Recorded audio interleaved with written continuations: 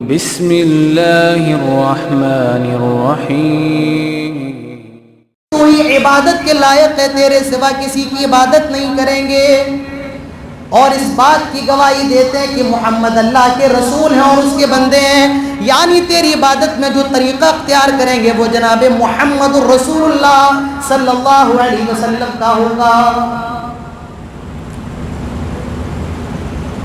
عبادت کس کی؟ یہ سب سے امپورٹنٹ چیز ہے۔ عبادت میرے بھائیوں صرف اور صرف اللہ تعالیٰ کی، اللہ کے علاوہ دنیا کے اندر کسی کی عبادت کرنا جائز نہیں ہے۔ ہم اور آپ نماز پڑھتے ہیں،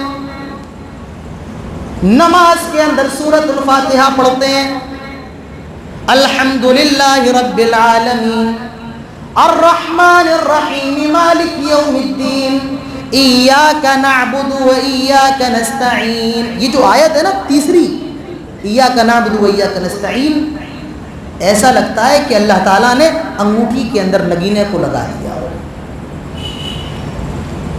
پوری توحید کا خلاصہ اسی آیت کے اندر ہے۔ کیا؟ ایاک نعبد و ایاک نستعین، آئے اللہ عبادت تیری ہی کرتے ہیں، وَإِيَّاكَ نَسْتَعِينُ، اور مدد تجھ سے ہی مانگتے ہیں۔ اگر اس کے ترجمے سے ہم اور آپ ہی کو ہٹا دیں، آئے اللہ عبادت تیری کرتے ہیں، مدد تجھ سے مانگتے ہیں، ترجمہ غلط ہو جائے گا۔ اور اگر ہم اور آپ یہ کہنے لگے آئے اللہ عبادت تیری بھی کرتے ہیں اور مدد تجھ سے بھی مانگتے ہیں، یہ کیا ہوگا؟ بولو، شرک ہوگا۔ کیا ہوگا؟ شرک۔ توحید اور شرک کے درمیان سب سے بڑا فرق کیا ہے؟ ہی اور بھی کا ہے۔ بات سمجھ میں نہیں آ رہی ہے۔ توحید اور شرک کے درمیان جو فرق ہے وہ ہی اور بھی کا ہے۔ اگر اللہ کی بھی عبادت، یہ کیا ہے؟ شرک ہے، اور اللہ کی ہی عبادت، یہ کیا ہے؟ توحید۔ یہ توحید ہے۔ حاجی لوگ جب حج کرنے جاتے ہیں تو ایک تلبیہ پکارتے ہیں، ہم سب کو یاد ہے، لبیک اللہم لبیک لا شریک لک لبیک، آئے اللہ ہم حاضر ہیں، تیرا کوئی شریک نہیں ہے۔ آج سے 1400 سال پہلے کفار مکہ جب حج کرنے جاتے تھے وہ بھی تلبیہ پکارتے تھے، اور ان کا تلبیہ بھی ملتا جلتا تھا، لبیک، آئے اللہ ہم حاضر ہیں، لا شریک لک، تیرا کوئی شریک نہیں ہے، الا شریک لک تملکہ وما ملک، آئے اللہ کچھ چھوٹے چھوٹے معبود ایسے ہیں جن کا بھی تو مالک ہے، یعنی ہم تیری بھی عبادت کرتے ہیں، ان کی بھی عبادت کرتے ہیں۔ یہی تو شرک ہے، اللہ کی عبادت میں، اس کی الوہیت میں اور اس کی ربوبیت میں کسی کو شریک بنا لینا، کسی کو اس کے ساتھ ساتھی بنا لینا، کسی کو ساجی بنا لینا، یہی تو شرک ہے۔ شرک کہتے ہیں شریک کر لینا، اللہ کو بھی ماننا اور یہ ایمان رکھنا کہ جس کو ہم پکار رہے ہیں وہ بھی ہماری مشکل کشائی کر سکتا ہے، وہ بھی ہماری حاجت روائی کر سکتا ہے، وہ بھی بیٹا بیٹی دینے کا اختیار رکھتا ہے، یہ شرک ہے۔ اور جو آدمی اللہ کو نہ مانے وہ کیا ہے؟ بتائیے، جو اللہ کو نہ مانے وہ کیا ہے؟ وہ تو الہاد ہے۔ وہ الہاد، شرک کا مطلب ہوتا ہے شریک بنا لینا۔ اور یاد رکھیے شرک اللہ تعالیٰ کی یہاں معاف نہیں ہے، بغیر توبہ کیے دنیا سے چلے گئے اللہ تعالیٰ قیامت کے دن معاف نہیں کرے گا۔ ہمارے نبی کے چاچا ابو طالب، ہم سب نے مدرسوں کے اندر ابو طالب کے بارے میں پڑھا ہے، اللہ کے رسول کے سر پر ان کا ہمیشہ ہاتھ رہتا تھا، کبھی کوئی دقت ہوتی تھی پہاڑ کی طرح اللہ کے رسول کے ساتھ کھڑے رہتے تھے۔ ایک مرتبہ اللہ کے نبی گھر آئے، ابو طالب نے سمجھایا کہ بیٹا تم جو کر رہے ہو وہ صحیح نہیں ہے، مکے کے لوگ تمہارے خلاف ہو رہے ہیں۔ اللہ کے نبی نے فرمایا تھا چاچا اگر یہ دائیں ہاتھ میں سورج رکھ دیں اور بائیں ہاتھ میں چاند رکھ دیں تب بھی میں اس دعوت سے پیچھے نہیں ہٹوں گا۔ ابو طالب نے اس موقع پر بھی ساتھ دیا، لیکن جب ابو طالب کا انتقال ہونے والا ہے، مرنے والے، اللہ کے نبی کو خبر ملی، آپ آئے، آپ نے اپنے چاچا کو عمر ظلموں میں مبتلا دیکھا، فرمایا چاچا ایسا کرو آخری وقت میں مرتے مرتے کلمہ پڑھ لو, توحید کا اقرار کر لو, یہ کہہ دو کہ اللہ کے سوا کوئی عبادت کے لائق نہیں ہے. آئے چاچا کان میں ہی کلمہ پڑھ لو, میں اللہ کی یہاں آپ کی مغفرت کروا دوں گا, میں اللہ کی یہاں آپ کے لیے درخواست کر سکوں گا. کفار مکہ بھی بیٹھے ہوئے ہیں, ابو لہب بھی بیٹھا ہوا ہے. خبردار خبردار, آئے ابو طالب کیا آخری وقت میں ابھی باپ دادا کے مذہب سے پھرنا چاہتے ہو؟ کیا آخری وقت میں ابھی باپ دادا کے دین کو چھوڑنا چاہتے ہو؟ ابو طالب کی زبان سے نکلنے والا آخری جملہ یہ تھا, علی ملت عبد المطلب, میں عبد المطلب کی شریعت پہ مرتا ہوں, میں عبد المطلب کے دین پر مرتا ہوں. اسلام نہ لائے, لا الہ الا اللہ کا اقرار نہ کیا, مر گئے. اور جب انتقال ہو گیا, نبی اکرم کے چاچا تھے, اللہ کے رسول کو بڑی محبت تھی, بچپن سے سایہ شفقت اللہ کے نبی کے اوپر تھا. آپ کی محبت کو جوش آ گیا, امام کائنات اپنے ہاتھوں کو اٹھاتے ہیں, شاید اللہ تعالیٰ مان جائے اور میرے چاچا کی مغفرت فرما دے.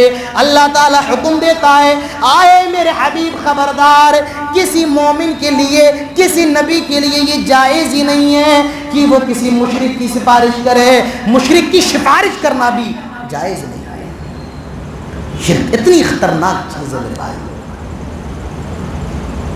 ہمارے نبی نے کیا کچھ نہیں کیا, مار کھائی, ستایا گیا, گھر سے نکالا گیا, غیروں کو چھوڑی, اپنوں نے مخالفت کی. اتنا کرنے کے بعد بھی اللہ تعالیٰ فرماتا ہے, لئن اشرکت لیحبطن عملک. اے نبی, اگر اتنا ہونے کے باوجود بھی آپ شرک کر لیتے, ہم آپ کے سارے عمل کو برباد کر دیتے, آپ کے سارے عمل کو ضائع کر دیتے. تو میرے بھائیوں, اپنے ایمان کو مضبوط کرو. اللہ تعالیٰ آپ کے گناہوں کو معاف کر سکتا ہے. نماز آپ نے نہیں پڑھی ہے, اللہ کو اختیار ہے, چاہے تو معاف کر دے, چاہے تو نہ کرے. آپ نے رمضان کے روزے نہیں رکھے ہیں, اللہ کی منشا ہے, چاہے تو اس آپ کے گناہ کو معاف کر دے یا نہ کرے. لیکن شرک ایک ایسی چیز ہے, اللہ تعالیٰ خود کہتا ہے, اگر شرک کی حالت میں ہمارے پاس آئے تو ہم تمہیں معاف نہیں کریں گے. ان اللہ لا یغفر ان یشرک بہ ویغفر ما دون ذلک لمن یشاء. اللہ تعالیٰ فرماتا ہے, ہم تمہارے اور گناہوں کو تو معاف کر سکتے ہیں, لیکن اگر شرک کر کے گئے, خبردار خبردار, ہم تمہارے شرک کو ہرگز معاف نہیں کریں گے, ہم تمہارے شرک کو قطعاً معاف نہیں کریں گے. وَمَن يُشْرِكْ بِاللَّهِ فَقَدْ ضَلَّ ضَلَالًا بَعِيدًا. اور مشرک جو ہے یہ دور کی گمراہی میں چلا جاتا ہے. مشرک جو ہے یہ حق سے دور ہو جاتا ہے, باطل سے قریب ہو جاتا ہے. مشرک جو ہے اپنی حقیقی منزل جنت سے دور ہو جاتا ہے, اور جو اس کی منزل نہیں ہے جہنم, وہ اس سے قریب ہو جاتا ہے. فقد ضل ضلالا بعیدا, وہ دور کی گمراہی میں چلا جاتا ہے. اچھا, دور کی گمراہی جانتے ہو کیا ہوتی ہے؟ ایسے سمجھو کہ آپ مکرانہ کے بس اسٹاپ پہ کھڑے ہوئے ہیں اور آپ کو جے پور جانا ہے, لیکن غلطی سے آپ ایسی بس میں بیٹھ گئے جو جے پور تو نہیں جا رہی ہے بلکہ جودھ پور جا رہی ہے. آپ کو جانا کہاں ہے؟ کہاں جانا ہے بھائی؟ جے پور. بیٹھ کس بس میں گئے؟ جو بس جے پور نہیں جا رہی ہے, وہ بس اس کی الٹی سمت, اپوزٹ سائڈ جودھ پور جا رہی ہے. یعنی جس طریقے سے وہ بس کی رفتار تیز ہوتی رہے گی, جس طریقے سے بس کے پہیے گھومتے رہیں گے, آپ اپنی حقیقی منزل جے پور سے دور ہوتے رہیں گے, اور جو آپ کی منزل نہیں ہے اس سے آپ قریب ہوتے رہیں گے. یہ شرک کی بس اتنی خطرناک بس ہے میرے بھائیوں, جو اس بس میں سوار ہو گیا وہ اپنی حقیقی منزل جنت سے دور ہو جاتا ہے, اور جو اس کی منزل نہیں ہے جہنم, وہ اس سے قریب ہو جاتا ہے. شرک کی بس بڑی خطرناک ہے میرے بھائیوں. اپنے عقیدوں کو مضبوط کرو, اپنے ایمان کو مضبوط کرو, اور اپنے ایمان کو اتنا مضبوط کرو کہ تمہارا عقیدہ یہ ہو, یہ بیماری جو ملی ہے اسے دینے والا بھی اللہ تعالیٰ ہے, اور بیماری سے شفا دینے والا بھی اللہ ہے. اللہ تعالیٰ ہی ہے جو ہمارے کاروباروں میں برکت، ہمارے کاروباروں میں زیادتی، ہمارے کاروباروں میں اللہ تعالیٰ برکت پیدا کر سکتا ہے، اور اللہ ہی ہے جو اچھی خاصی چلتی ہوئی دکانوں کو نصب و نابود کر سکتا ہے۔ اللہ ہی ہے جو 20 سمندر میں پھنسی ہوئی کشتی کو پار لگا سکتا ہے۔ میرے بھائیوں، یہ ایمان، یہ عقیدہ مضبوط کر لو۔ مسئلہ یہ ہے کہ ہم نے اور آپ نے اللہ تعالیٰ کو پہچانا نہیں، اللہ کی طاقت ہم جانتے نہیں ہیں۔ صاحب ہم اہل حدیث تو ضرور ہیں، ہاں ہم سے آپ اس پہ بحث کروا لیں کہ صاحب سینے پہ ہاتھ باندھنا ہے، رفع دین کرنا ہے۔ میرے بھائیوں، ہم نے اور آپ نے عقیدوں کو نہیں سمجھا ہے، اللہ کی طاقت، اس کی شان، اس کی عظمت کو نہیں سمجھا ہے۔ قرآن مجید کے اندر سب سے عظیم آیت ہے، سب سے عظیم آیت کون سی ہے بتائیے؟ قرآن کی سب سے عظیم آیت کون سی ہے؟ آیت الکرسی ہے۔ کون سی ہے؟ آیت الکرسی، ہم سب کو پتا ہے۔ اللہ لا الہ الا هو الحی القیوم لا تأخذه سنة ولا نوم لہ ما فی السماوات وما فی الارض۔ پوری پڑھ لیجیے۔ اللہ تعالیٰ فرماتا ہے اللہ لا الہ، اللہ تعالیٰ ہی عبادت کے لائق ہے، اللہ ہی اس لائق ہے کہ اس کے لیے قربانی کی جائے، اللہ ہی اس لائق ہے اس کے لیے رکوع کیا جائے، اسی کے لیے سجدہ کیا جائے، اللہ ہی اس لائق ہے اسی کے لیے نظر کی جائے، نیاز کی جائے۔ اللہ لا الہ، اس کے علاوہ کوئی پوجے نہیں ہے، کوئی عبادت کے قابل نہیں ہے۔ یہ دعویٰ ہے اللہ تعالیٰ کا، یہ اللہ نے دعویٰ کیا کہ عبادت صرف اللہ کی ہوگی۔ اب اس دعوے کی دلیل دے رہا ہے، کیوں؟ پہلی چیز، 8 چیزیں ہیں آیت الکرسی کے اندر۔ الحی، اللہ تعالیٰ زندہ ہے، عبادت کیوں ہوگی؟ اللہ تعالیٰ زندہ ہے۔ آپ کہیں بھئی زندہ تو ہم سب ہیں، ٹھیک ہے ہم سب زندہ ہیں، لیکن ہماری زندگی میں اور اللہ کی زندگی میں فرق ہے۔ ہماری زندگی عطائی ہے اور ہماری زندگی لمیٹڈ ہے، محدود ہے، اور اللہ کی زندگی محدود ہے۔ یہ ہماری اور اللہ تعالیٰ کی زندگی میں فرق ہے۔ ہمیں ایک دن مرنا ہے، کل نفس ذائقۃ الموت، آج نہیں تو کل، 60 سال کے بعد، 100 سال کے بعد ایک دن ایسا آنے والا ہے کہ جب دھڑکنیں کام کرنا بند کر دے گی، جب دل دھڑکنا بند ہو جائے گا، جب ہاتھ پیر ڈھیلے پڑ جائیں گے، جب آنکھیں ٹک جائیں گی، اور وہ دن موت کا دن ہے۔ ہم سب مانتے ہیں کہ ایک نہ ایک دن مرنا ضرور ہے۔ تو اللہ تعالیٰ عبادت کے لائق کیوں ہے؟ پہلی دلیل الحی، وہ زندہ ہے، اور القیوم، ہمیشہ قائم رہنے والا ہے۔ اس کے بعد لا تأخذہ سنۃ ولا نوم، نہ اللہ تعالیٰ کو اونگ آتی ہے اور نہ اس کو نیند آتی ہے۔ یہ بتاؤ کہ پہلے اونگ آتی ہے نیند آتی ہے؟ پہلے کیا آتی ہے؟ مجھے لگ رہا آپ لوگوں کو بھی اونگ آ رہی ہے۔ بھئی کیا آتی ہے؟ اللہ پہلے نیند آتی ہے یا اونگ آتی ہے؟ کیا آتا ہے؟ پہلے اونگ آتی ہے نا، اور اس کے بعد اچھا اونگ کیا ہوتی ہے؟ اب آدمی بیٹھا ہے، یہ کیا ہے؟ اونگ ہے۔ نیند کیا ہے؟ آدمی لیٹا بستر پہ اور سو۔ اچھا یہ بتاؤ کہ آدمی کو اونگ آتی کیوں ہے؟ آدمی کو اونگ آتی کیوں؟ بتائیں، غلط جواب دیں پر دیں تو صحیح۔ تھکان ہوتی ہے، آدمی تھک جاتا ہے تو اس کو اونگ آنے لگتی ہے۔ یعنی انسان کی باڈی اب آرام چاہتی ہے، انسان اب دنیا سے غافل ہونا چاہتا ہے، اور نیند جب آتی ہے تو یعنی آدمی پورا کا پورا دنیا سے غافل ہو گیا۔ یہ کہا جا سکتا ہے کہ اونگ یہ غفلت کی ابتدا ہوتی ہے، اور نیند یہ غفلت کی انتہا ہوتی ہے۔ اونگ یہ تھکاوٹ کی ابتدا ہوتی ہے، اور نیند یہ کمزوری کی انتہا ہوتی ہے۔ لا تأخذہ سنۃ ولا نوم، اللہ کی ذات وہ ذات ہے جو غفلت کی ابتدا سے بھی پاک ہے اور غفلت کی انتہا سے بھی پاک ہے۔ اللہ کی ذات وہ ذات ہے جو تھکاوٹ کی ابتدا سے بھی پاک ہے اور تھکاوٹ کی انتہا سے بھی پاک ہے۔ لا تأخذہ سنۃ ولا نوم، اور نہ اس کو کبھی اونگ آتی ہے اور نہ اس کو کبھی نیند آ گئی. اچھا یہ کہا لا تأخذو، پکڑتی نہیں ہے. پکڑنے والی چیز ہمیشہ اوپر ہوتی ہے جس کو پکڑا جائے. معلوم یہ چلا کہ اللہ کی ذات سے اونچی چیز کوئی نہیں. لا تأخذہ سنۃ ولا نوم، نہ اس کو کبھی اونگ آتی ہے نہ نیند آتی ہے. لہ ما فی السماوات وما فی الارض، جو زمینوں کے اندر ہے وہ بھی اللہ کو معلوم ہے اور جو آسمانوں کے اندر وہ بھی اللہ کو معلوم ہے. لہ ما فی السماوات وما فی الارض، من ذا الذی یشفع عندہ الا باذنہ، کون ہے جو اس سے سفارش کر سکے، شفاعت کر سکے، درخواست کر سکے، اللہ کی اللہ تعالیٰ جس کو اجازت دے دے. یعلم ما بین ایدیہم وما خلفہم، اور وہ جانتا ہے تم اپنے پیچھے کیا کر کے آئے ہو اور تم اپنے فیوچر میں کیا کرو گے. اللہ تعالیٰ تمہارے پاس کو بھی جانتا ہے، اللہ تعالیٰ تمہارے فیوچر کو بھی جانتا ہے.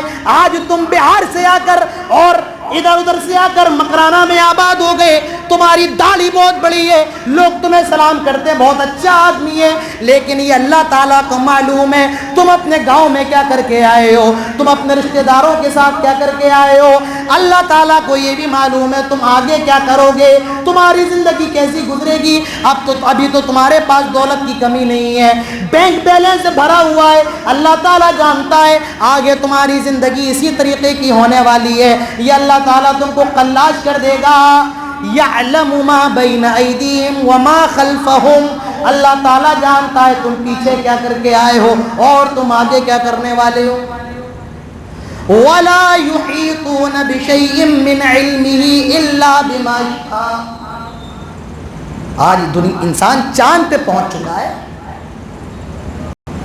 آج انسان دنیا سے نکل کر خلا میں اپنی ریسرچ کر رہا ہے. اللہ تعالیٰ فرماتا ہے یہ جو علم ہم نے تمہیں دیا ہے یہ بھیک میں دیا ہے، یہ بھیک میں علم ہے میرے بھائیوں جو آج ہمارے اور آپ کے پاس ہے. وسع کرسیہ السماوات والارض، اور اللہ تعالیٰ کی جو کرسی ہے وہ زمین و آسمان کو گھیرے ہوئے ہے. اچھی جانتے ہو کہ اللہ تعالیٰ کی کرسی کیا ہے؟ کیا ہے اللہ کی کرسی؟ موضع قدمین، جہاں اللہ تعالیٰ اپنے دونوں پاؤں رکھتا ہے وہ اللہ تعالیٰ کی کرسی ہے. بیٹھتا نہیں ہے اللہ تعالیٰ کہ بھئی کرسی ہو اور وہ بیٹھتا ہو، نہیں. موضع قدمین حدیث کے الفاظ ہے، جہاں اللہ اپنے دونوں پاؤں رکھتا ہے وہ کیا ہے؟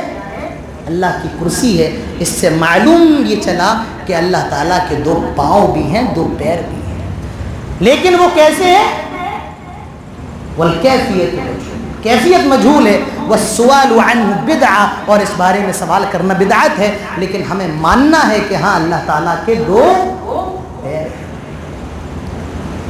تو اللہ کی کرسی کیا ہے؟ موضع قدمین، جہاں اللہ تعالیٰ اپنے دونوں پاؤں رکھتا ہے. اچھا یہ کرسی بڑی کتنی بڑی ہے؟ غالباً عبداللہ ابن عباس کا یا ابن عمر کا قول ہے کہ یہ جو ساتوں آسمان ہے نا اور ساتوں زمینیں ہیں، اگر ان کو کھول دیا جائے، دیکھو زمینیں سات ہیں اور ساتوں زمینیں طبق در طبق ہیں، ایک کے نیچے دوسری زمین. نہیں سمجھ میں آ رہا ہے؟ طبق در طبق، جیسے کاپی ہوتی ہے، ایک پیج کے نیچے دوسرا پیج، دوسرے کے نیچے تیسرا. اسی طریقے سے یہ جو زمین ہے طبق در طبق، 1 2 3 4 5 6 7 اور 7 ہی آسمان ہے.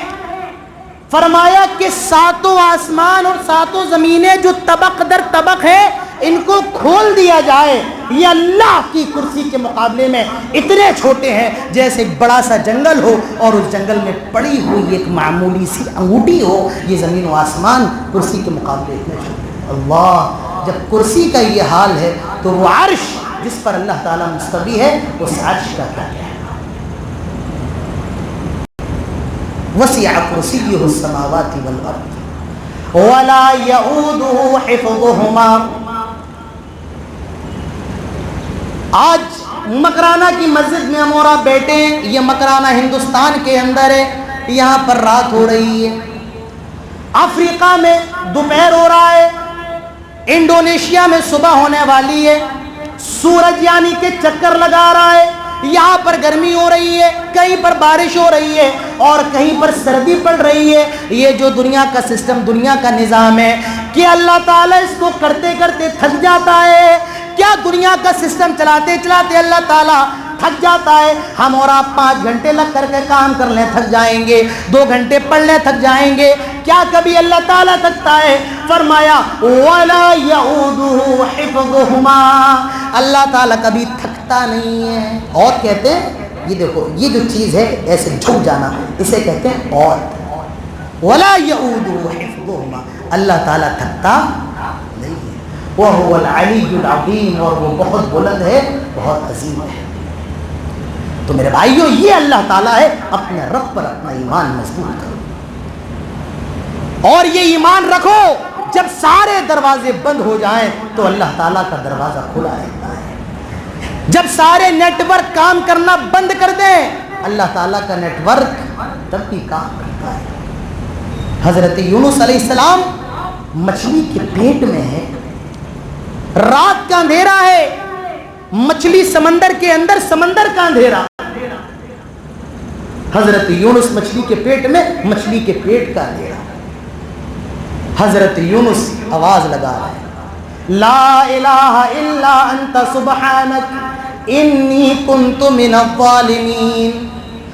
आय अल्लाह, तेरे अलावा कोई इलाह नहीं, माबूद नहीं है, तेरी जात बड़ी पाक है, मैं जालिमों में से हूँ। अल्लाह ताला फरमाता है, मछली को हुक्म देता है कि मेरे बंदे ने मुझे पुकारा है। आए मछली मेरे बंदे को साहिल समंदर में फेंका। गौर कीजिए, जहाँ सारे दरवाजे बंद हो जाए वहाँ अल्लाह ताला का दरवाज़ा खुला रहता है। जहाँ कोई ना पहुँच पाए वहाँ अल्लाह ताला पहुँच जाता है, और जो कोई ना कर पाए वो अल्लाह ताला कर देता है। हजरत ज़करिया को देखिए, हजरत ज़करिया औलाद नहीं है, बूढ़े हो गए, और बीवी भी बाँझ है, बुढ़ापे में तो औलाद नहीं होती है। हम सब जानते हैं, जो बाँझ, जो डॉक्टर कहते हैं आपकी बीवी बाँझ है, इसको कभी औलाद नहीं हो सकती है। अल्लाह ताला वो है जो बाँझ को भी औलाद से नवाज सकता है। अल्लाह ताला तो वो है जो बूढ़े को बुढ़ापे की उम्र में बाप बना सकता है। हजरत ज़करिया दुआ कर रहे हैं, इज़ नादा रब्बहू निदाअन खफिया क़ाल रब्बी इन्नी वहनल अज़्मु मिन्नी वश्तअल अर्रअसु शैबा। आय अल्लाह, मेरी हड्डियां कमजोर हो गई हैं, बाल सफेद हो गए हैं। वलम अकुम बिदुआइ रब्बिक, आय अल्लाह, लेकिन मैं कभी तेरे दर से खाली हाथ नहीं गया, मैं कभी मायूस ना हुआ। आय अल्लाह, मुझे भी नेक बेटा दे दे, आय अल्लाह, मुझे भी कोई औलाद दे दे ताकि वो मेरे इल्म की वारिस बने। अल्लाह ताला फरमाता है, या ज़करिया इन्ना नुबश्शिरुका बिग़ुलामिन इस्मुहु यहया। आए ज़करिया, हम तुम्हें याह्या की खुशखबरी देते हैं, लम नजअल लहू मिन क़ब्लु समिया, और ये ऐसा नाम है जो हम तुम्हारे बेटे का रख रहे हैं, जो दुनिया में इससे पहले कभी रखा नहीं गया, कभी सुना भी नहीं गया। हम ऐसा नाम तुम्हारे बेटे का रख रहे हैं। आए ज़करिया, बेटे की भी खुशखबरी देते हैं, और नाम भी हम चूज करते हैं, हम तुम्हारे बेटे का नाम रखते हैं। देखो, एक बात बताओ, क्या बगैर आग के धुआं उठ सकता है? अरे बोलते क्यों नहीं हो भाई? क्या बगैर आग के धुआं उठ सकता है? नहीं। क्या बगैर बादल के बारिश हो सकती है? सबब ना हो तो मुसब्बब पैदा नहीं हो सकता। अल्लाह का दरबार ऐसा है, सबब हो ना हो, मुसब्बब को वजूद बख्शने वाला कौन है? अल्लाह ताला है। आग का काम है जलाना, हजरत इब्राहीम को डाला गया, या नारु कूनी बरदम व सलामा, सबब मौजूद है लेकिन मुसब्बब वजूद में नहीं आया।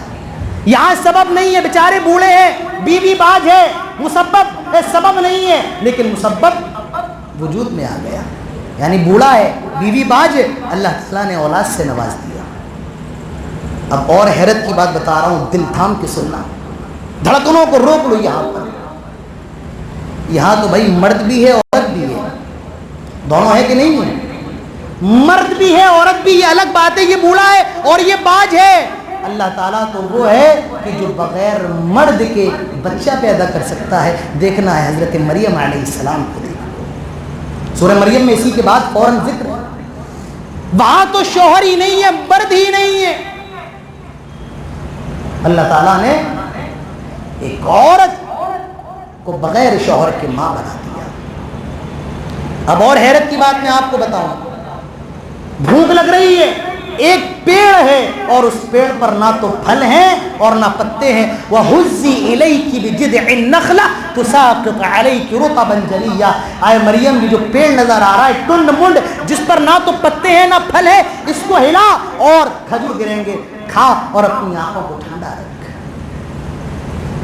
اور حیرت کی بات, اس کے بعد چھوٹا سا بچہ جو ابھی پیدا ہوا ہے, جو دودھ پیتا ہے اپنی ماں کا, اور وہ بچہ بول پڑتا ہے قال انی عبد اللہ, آئے لوگوں میں اللہ کا بندہ ہوں. آتانی الکتاب وجعلنی نبیا, اللہ نے مجھے کتاب دی اور اس نے مجھے نبی بنایا ہے. میرے بھائیوں, سبب ہو یا نہ ہو, مسبب کو پیدا کرنے والا اللہ تعالیٰ ہے. جو کوئی نہ کر پائے وہ کرنے والا اللہ ہے. 20 سمندر میں راستے بنانے والا اللہ تعالیٰ ہے. حضرت موسیٰ بنی اسرائیل کو لے کر کے پہنچے, سامنے سمندر ہے, پیچھے سے فرعون آ رہا ہے. قوم کے لوگ کہنے لگے آئے موسیٰ انا لمدرکون, اب تو ضرور بھی ضرور ہم پکڑ لیے جائیں گے. سامنے دریا ہے, پیچھے سے فرعون آ رہا ہے, بچنے کا کوئی راستہ نہیں ہے, سمندر میں ہم جا نہیں سکتے ہیں, پیچھے مڑیں گے فرعون آ رہا ہے. انا لمدرکون, اب تو پکڑ لیے گئے, اب تو فرعون ہم کو سزا دے گا. کلا, ایمان کیسا ہو, حضرت موسیٰ کی طرح ہو. میرے بھائیو, ایک مومن کتنی بھی خراب حالت ہو, پرستھتی کتنی بھی نازک کی نہ ہو, لیکن وہ اپنا ایمان اللہ تعالیٰ پر مضبوط رکھتا ہے. حضرت ایسے موقع پر بھی حضرت موسیٰ کی زبان سے کیا نکل رہا ہے؟ کلا, بالکل نہیں. ان معی ربی سیہدین, میرا رب میرے ساتھ ہے اور وہی مجھے راستہ دکھائے گا. میرا رب میرے ساتھ ہے. اللہ تعالیٰ فرماتا ہے موسیٰ, یہ جو لاٹھی ہم نے دی ہے, یہ جو عصا دیا ہے, پھینکے تو سانپ بن جائے, پھینکے تو سانپ بن جائے, مارے تو 12 چشمے پھوٹ پڑے. اس عصا کو مار, اس لاٹھی کو مار. حضرت موسیٰ نے لاٹھی کو مارا, وہ پانی کے بیچ سے راستہ بن جاتا ہے, اور حضرت موسیٰ علیہ السلام اپنی قوم کے ساتھ اس سمندر کے بیچ سے اس سمندر کو عبور کر جاتے ہیں. جب فرعون بیچ میں پہنچتا ہے تو اللہ تعالیٰ دریا کو حکم دیتا ہے, وہ دریا آپس میں مل جاتا ہے. جو کوئی نہ کر پائے وہ اللہ تعالیٰ کر سکتا ہے, سمندر میں راستے بنا سکتا ہے. میرے بھائیوں, ان اللہ علی کل شیء قدیر, اللہ تعالیٰ ہر چیز پر قادر ہے. اللہ تعالیٰ ہر چیز کرنے والا ہے. سورج ایک ہے, منطق کے اندر پڑھا ہے 4 بھی ہو سکتے ہیں, اللہ تعالیٰ چاہے تو کر دے. چاند ایک ہے, 10 ہو سکتے ہیں, اللہ تعالیٰ چاہے تو کر دے. ہر چیز اللہ تعالیٰ کے اوپر ہے. میرے بھائی, اپنے ایمان کو مضبوط کرو, اور صرف اپنے ایمان کو نہیں, اپنے بچوں کے ایمان کو, ان کے عقیدوں کو بھی مضبوط کرو. اپنے بچوں کے ساتھ ہنسی خوشی کی باتیں کرتے ہو, اپنے بچوں کے ساتھ اڑتے ہو, بیٹھتے ہو, ہنسی مذاق کرتے ہو. کبھی کبھی اپنے بچوں کو توحید کا سبق بھی دے دیا کرو. لقمان حکیم اپنے بیٹے کو توحید بتا رہے ہیں کیا, یا بنی لا تشرک باللہ, آئے میرے بچے اللہ تعالیٰ کے ساتھ کسی کو شریک نہ کرنا. ان الشرک لظلم عظیم, بے شک شرک سب سے بڑا ظلم ہے, شرک سب سے بڑا گناہ ہے. اپنے بچوں کے عقیدوں کو مضبوط کرو. آج ایمان کی سب سے زیادہ خرابی اگر پائی جاتی ہے میرے بھائیوں تو خواتین کے اندر سب سے زیادہ پائی جاتی ہے. بچے کی طبیعت ٹھیک نہیں ہو رہی ہے, شاید کسی نے جادو کروا دیا ہے, اچھا خاصا کاروبار چلتے ہوئے کاروبار میں مندی آ جائے, کسی نے کوئی اوپری اثرات کروا دیے ہیں. آج ہمارے گھروں کی خواتین کا ایمان کا مسئلہ بہت خراب ہے. غیروں کی بات نہیں کر رہا ہوں, میں اہل حدیثوں کی بات کر رہا ہوں. وہ گھرانے جو اپنے آپ کو قرآن و سنت کا پابند بتاتے ہیں، میں ان کی بات کر رہا ہوں۔ آج اہل حدیث گھرانوں کی خواتین مزاروں پہ جا رہی ہیں، جادوگروں کے پاس جا رہی ہیں، کاہنوں کے پاس جا رہی ہیں۔ یاد رکھو اللہ کے نبی جناب محمد رسول اللہ صلی اللہ علیہ وسلم نے فرمایا تھا، من اتی عرافا او کاہنا فصدقہ بما یقول، جو کسی کاہن کے پاس گیا، کسی جادوگر کے پاس گیا اور اس نے کوئی بات بتائی، اس کو مان لی، فقد کفر بما انزل علی محمد صلی اللہ علیہ وسلم، تو محمد کے اوپر جو دین نازل ہوا ہے صلی اللہ علیہ وسلم، تو اس نے اس دین کے ساتھ، اس شریعت کے ساتھ کفر کیا۔ آج ہمارا اور آپ کا کیا حال ہے؟ آج ایمان کس قدر میرے بھائیوں لوگوں کا خراب ہو چکا ہے۔ آپ کے مکرانہ کے اندر کتنی مزاریں ہیں، دلی چلے جائیں، بڑے بڑے شہروں میں چلے جائیں، اچھے خاصے پڑھے لکھے لوگوں کو آپ دیکھیں گے کہ وہ بیچارے مزاروں پہ سجدہ کر رہے ہیں، اور ایسی مزاریں جن کے بارے میں یہ بھی نہیں پتا ہے کہ صاحب اس کے اندر انسان دفن بھی ہے یا نہیں، اس کے اندر کوئی دفن ہے بھی یا نہیں ہے، اس کے اندر انسان دفن ہے یا جانور دفن ہے۔ اور حیرت تو اس پر ہے کہ لوگوں کو معلوم ہے کہ جانور کی قبر ہے، پھر بھی اس کے آگے ماتھا ٹیک رہے ہیں۔ میرے بھائیوں یاد رکھیے، سب کچھ ہو، ایمان نہ ہو، اللہ تعالیٰ کی یہاں معافی نہیں۔ حضرت عائشہ اللہ کے نبی سے کہتی ہیں، اے اللہ کے نبی فلاں آدمی تھا، اس کا نام عبداللہ بن جزعان تھا، اللہ کے نبی تو بڑا شریف تھا، کھانا کھلایا کرتا تھا، اس کے یہاں بڑی بڑی دیگیں چلتی تھی، اللہ کے نبی اللہ تعالیٰ تو اس کو جنت میں داخل کرے گا نا۔ اللہ کے نبی فرماتے ہیں عائشہ نہیں، اس نے کبھی یہ نہیں کہا تھا رب اغفر لی خطیئتی، اے اللہ میری غلطیوں کو معاف کر دے، یعنی وہ ایمان نہیں لایا، وہ مسلمان نہیں تھا، وہ اللہ پر ایمان نہیں رکھتا تھا۔ اللہ تعالیٰ اس نے خوب کھانا کھلایا، اس نے خوب مہمان نوازی کی، اس نے خوب بھوکوں کو کھانا پروسا، لیکن اس کا اللہ پر ایمان نہیں تھا، وہ جنت کے اندر نہیں جائے گا۔ جنت کے اندر جانے کے لیے شرط ہے آپ کے اندر ایمان ہونا چاہیے، اور ایمان نہیں ہے میرے بھائیوں تو جنت میں جانا تو بہت دور کی بات ہے۔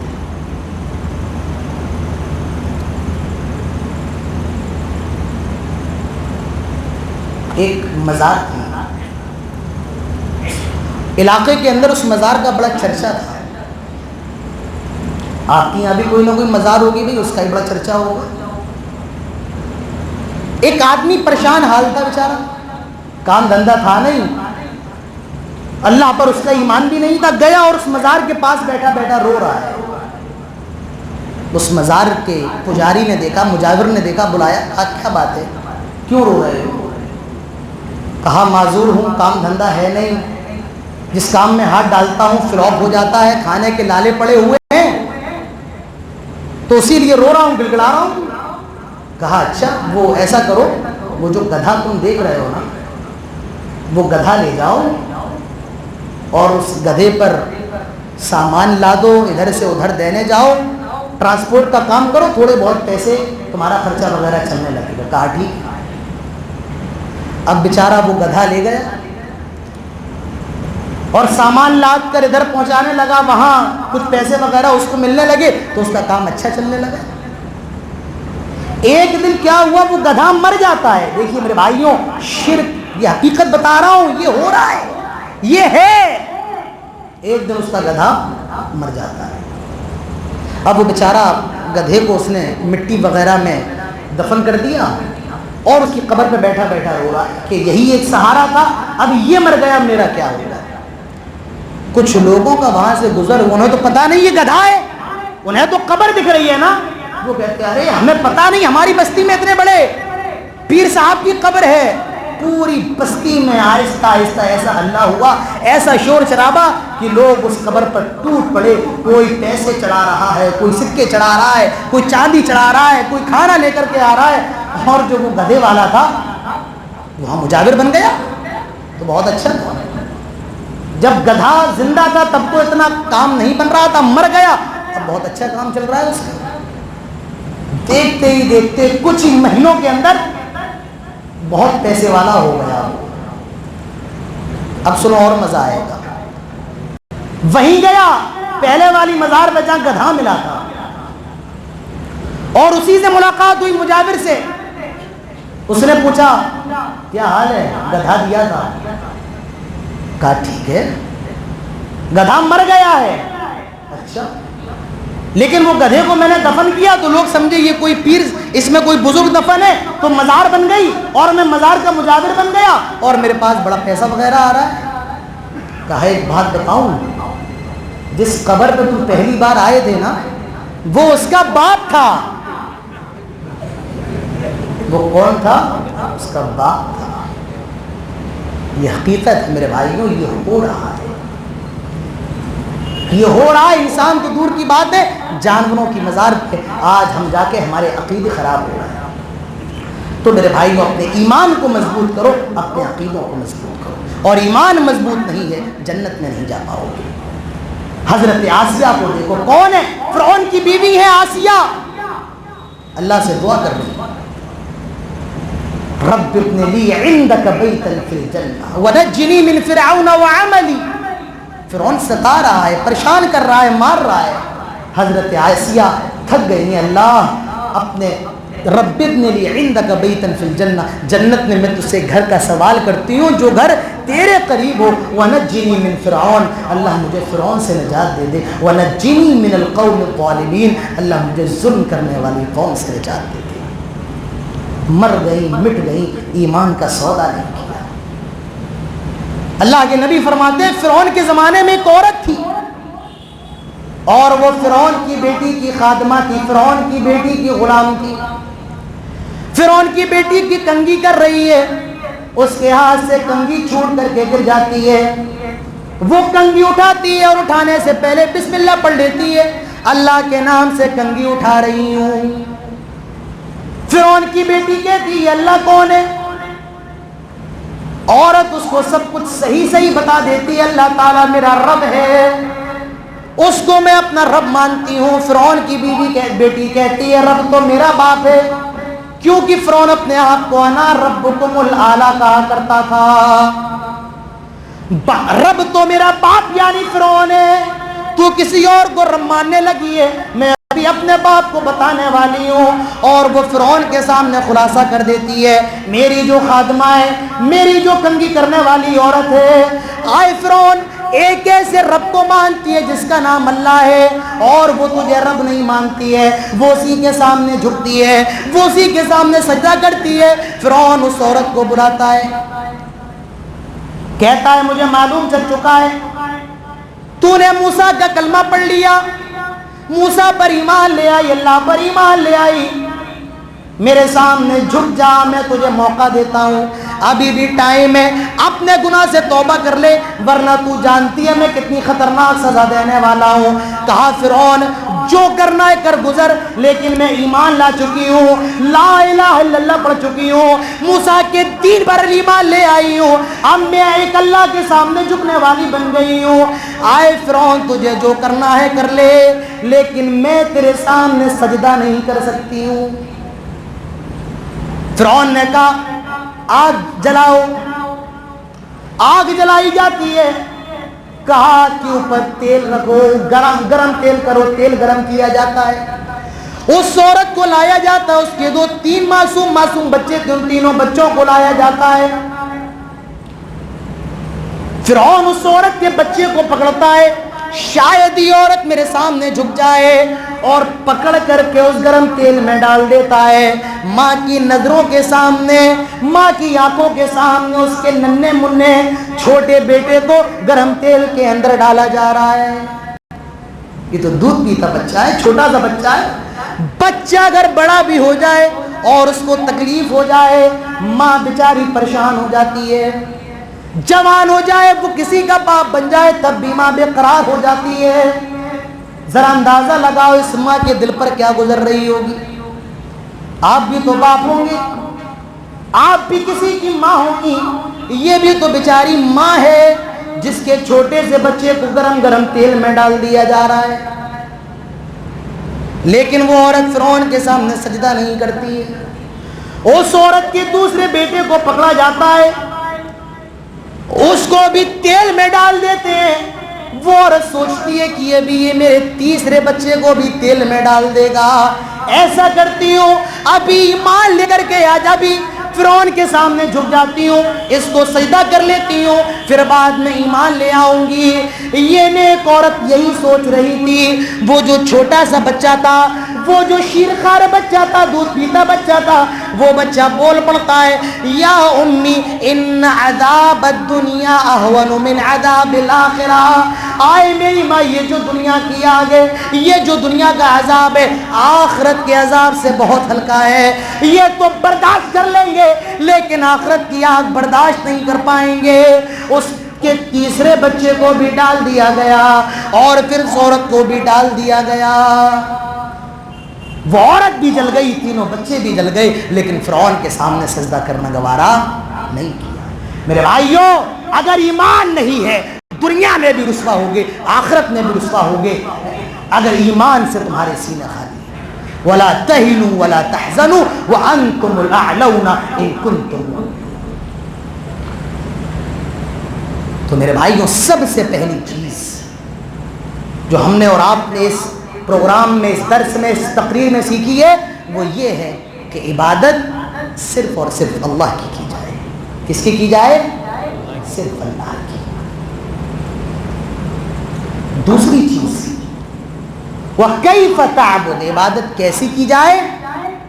جناب محمد رسول اللہ صلی اللہ علیہ وسلم کی جیسی. اللہ تعالیٰ تعداد نہیں دیکھتا ہے, اللہ تعالیٰ کوانٹٹی نہیں دیکھتا ہے, اللہ تعالیٰ اخلاص دیکھتا ہے, اللہ تعالیٰ کوالٹی دیکھتا ہے. آپ عمل خوب کر لیں, آپ نمازیں خوب پڑھ لیں, لیکن اگر وہ نمازیں آپ کی سنت کے مطابق نہیں ہیں, نبی نے جو طریقہ بتایا اس کے مطابق نہیں ہے, من عمل عملا لیس علیہ امرنا فہو رد, تو وہ عمل, وہ نمازیں آپ کی مردود ہیں. عمل وہی چلے گا جس پر جناب محمد رسول اللہ صلی اللہ علیہ وسلم کی مہر ہو.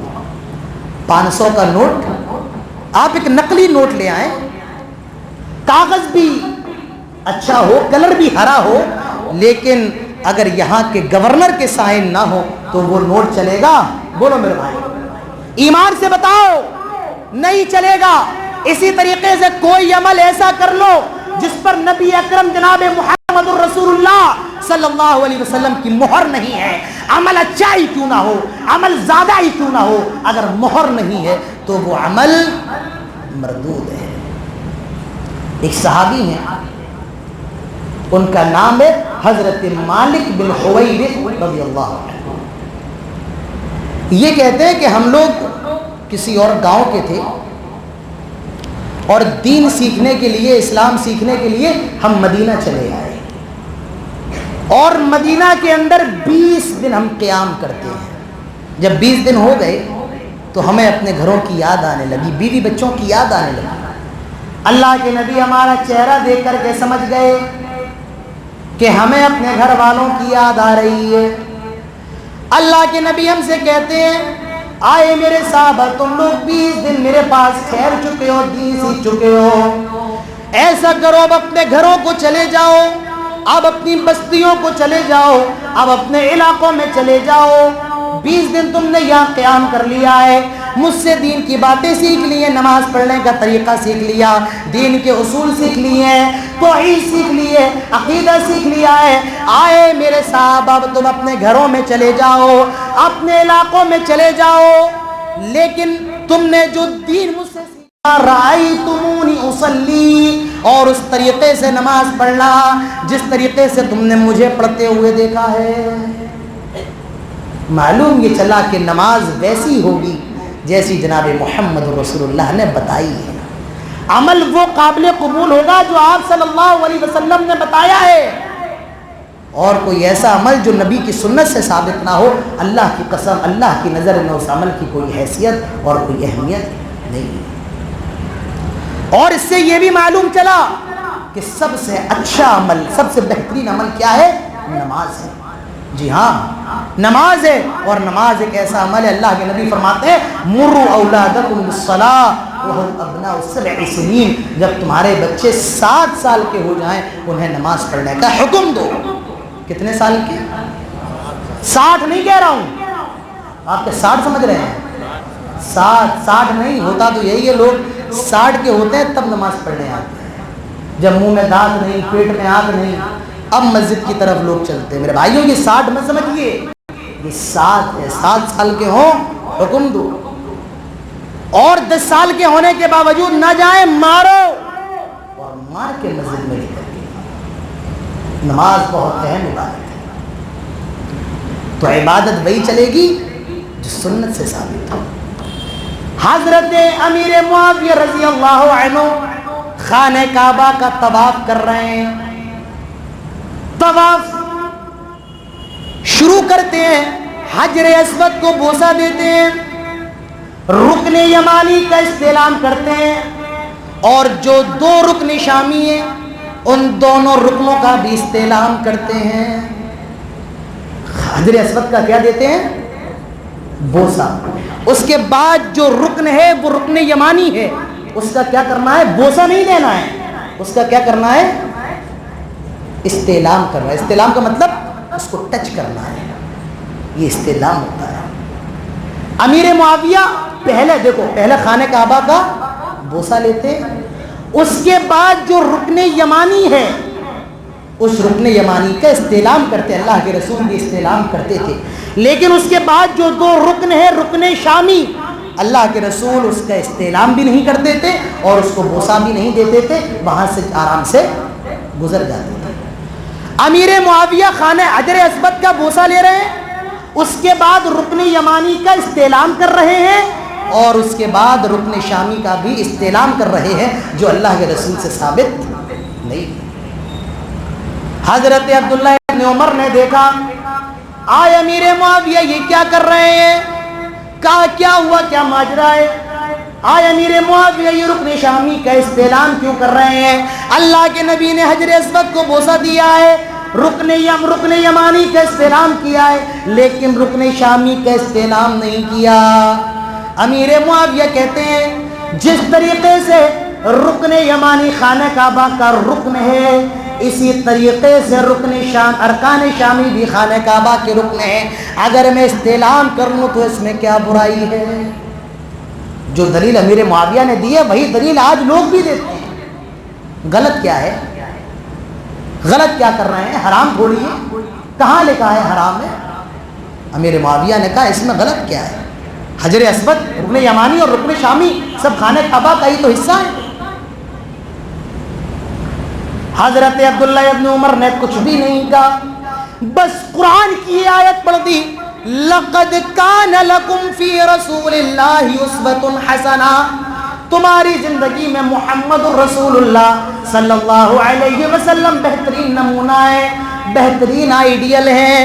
حضرت امیر معاویہ نے فوراً رجوع کیا، وہ سمجھ گئے عبادت میں بھی طریقہ اگر چلے گا تو جناب محمد الرسول اللہ صلی اللہ علیہ وسلم کا چلے گا۔ حضرت عمر خانہ کعبہ کو بوسہ دیتے ہیں، اور بوسہ دینے کے بعد کہتے ہیں آئے حجر اسود، مجھے معلوم ہے تو بھی پتھر ہے، اور تو ایسا پتھر ہے، تو نہ تو نفع دے سکتا ہے نہ نقصان پہنچا سکتا ہے، جس طرح پتھر ہوتے ہیں تو بھی ایک پتھر ہے، نہ تو نفع کا مالک ہے نہ تو نقصان کا مالک ہے، بس میں تجھے بوسہ اس لیے دیتا ہوں، میرے نبی جناب محمد الرسول اللہ صلی اللہ علیہ وسلم نے تجھے بوسہ دیا، اسی لیے میں تجھے بوسہ دیتا ہوں۔